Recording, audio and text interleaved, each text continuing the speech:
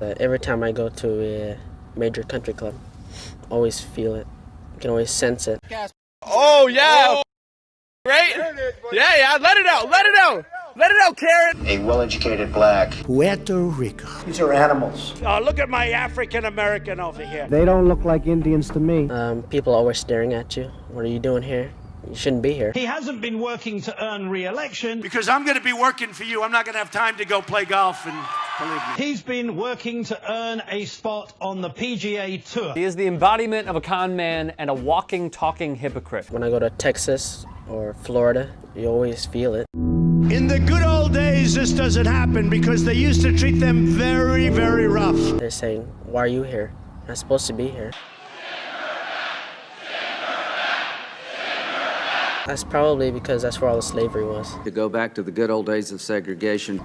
So, oh well. The Masters in Augusta, Georgia has been the crown jewel of major tournaments since its inception in 1934. The problem is the club did not allow a black person to compete until 1975. It took another 15 years to admit its first black member, and add on top of that another 22 years, and you have your first female member.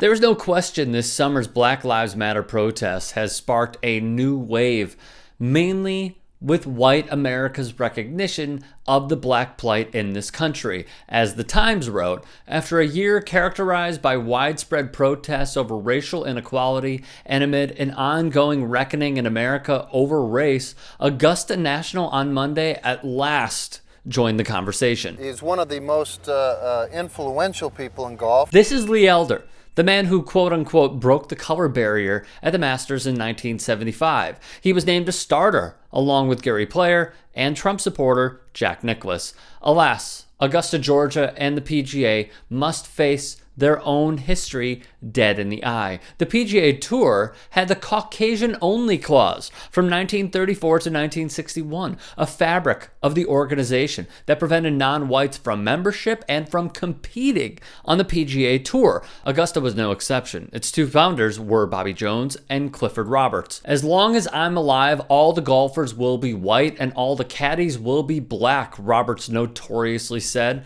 Another example: Bojack takes time out from studies to keep in trim. A boxer from Augusta, Georgia, Bojack, wrote GolfDigest.com. Roberts thought that loyal blacks, including Augusta staff, should be cared for decently, so long as it was understood they were servants or entertainers. Jack was a shoe shiner, rose to prominence, was sponsored by white Augusta members, became a prize fighter, and eventually reverted to being a shoe shiner once again. And then there was the example of Charlie Sifford. And we give thanks to trailblazers,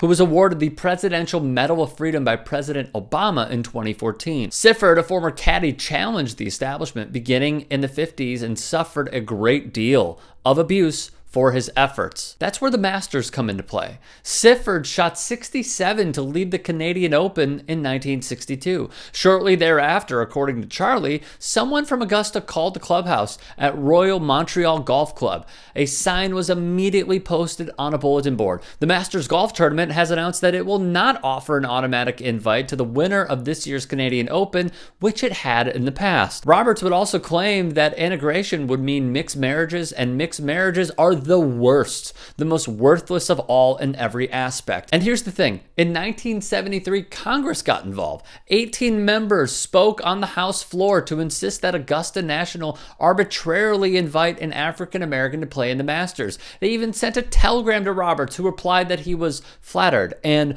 a little surprised that congressmen would be able to take time out from trying to solve the nation's problems to help us operate a golf tournament. In 1983, Calvin Peete, the second black golfer after Elder to compete in the Masters, was asked his opinion of the Masters traditions. Till Lee Elder came, he said, the only blacks here were caddies and waiters. To ask a black man how he feels about the traditions of the Masters is like asking him how he feels about his forefathers, who were slaves. But the thing is, the years may have changed, but the tradition stayed the same. In 2008, Kenton Macon, a black writer, noticed that most of the patrons, as the spectators are called, were white. And most of the people picking up the trash and serving him food in the media center were black. Charlie Sifford stepped foot on the grounds of Augusta National at age 92. As the Times penned, in honoring one black player, it also shines a new light on those it continues to ignore.